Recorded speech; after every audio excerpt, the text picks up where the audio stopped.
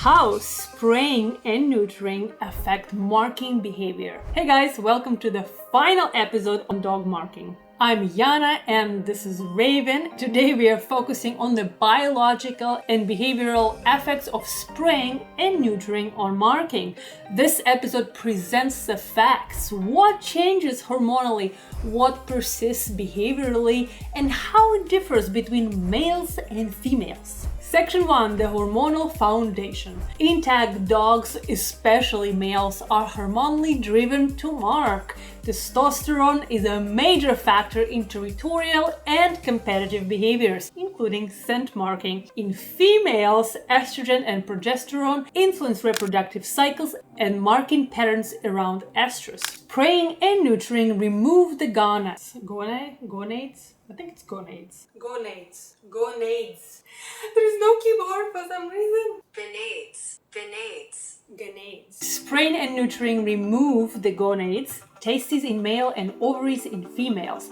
This alters endocrine functions and hormone levels, which reduces hormonally motivated behaviors, including marking. Section 2, effects in male dogs. When a male dog is neutered, testosterone levels drop significantly. Marking behavior often decreases as a result. Scientific studies estimate reduction in urine marking from 50% to 80%, though results vary by age and individual behavior history. The age at which a male is neutered impacts outcomes. Dogs neutered before puberty often never develop strong marking patterns. Dogs neutered later may retain marking behavior as a learned habit, even if the hormonal drive has diminished. Section 3, effects in female dogs. Female dogs are generally less prone to marking, but it increases during estrus. The rise in estrogen and other hormonal fluctuations during heat can trigger frequent scent marking to signal fertility. Spraying eliminates estrus cycle. This usually ends estrus-related marking. However, female dogs may continue to mark in specific contexts,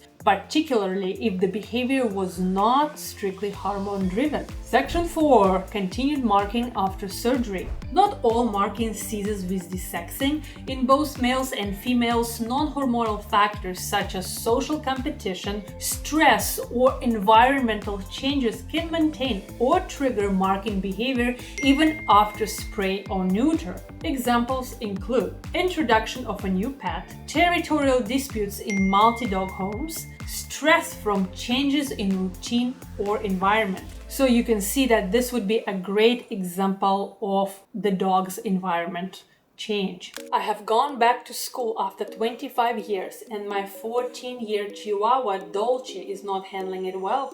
I'm gone 3 days a week for roughly 5 hours and she cries a lot. If she can't see me, she's crying. If I haven't pet her or acknowledged her as often as she'd like, she's crying. At night she cries. She's also having potty accidents at night in her crate, which she's never done before. I've taken her to the vet and she's perfectly healthy. I've added more and longer walks and more playtime hoping, but nothing is working. She's regressing in all of her training lately and I'm at loss trying to figure out how to help her.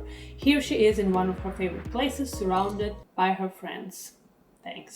This is a great example of environment and habitual change, and the dog is lost. You can see that those potty accidents starting to happen. Learned marking behaviors may persist unless interrupted or modified by the environment or social structure. Section 5, social context and multi-dog environments. In groups of dogs, marking can reflect social dynamics rather than reproductive status. Overmarking, competition, or reestablishing familiarity in a changed setting can occur regardless of hormonal status. In such environments, neutered and sprayed dogs may still participate in marking, especially if other dogs are intact or if dominance patterns are in flux. Section 6, neutering and marking probabilities. Research suggests that probability of post-surgical marking is influenced by age at desexing, earlier is correlated with lower marking prevalence.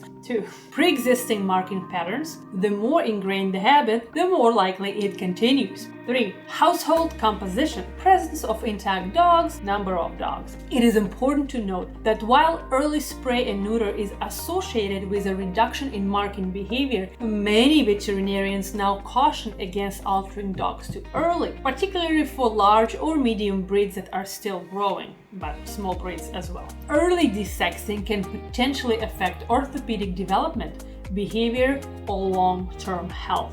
Always consult with your veterinarian to determine the best timing based on your dog's breed, age, and overall health profile. And obviously, different veterinarians are going to tell you different things. Wrap up! Spraying and neutering directly affect hormone-related marking behaviors, particularly in intact males and estrus cycling females. However, marking is not solely hormonal. It is influenced by environment, social context, and learned behavior. This concludes our 6-part series on dog marking. Remember to like and subscribe. Thanks for watching.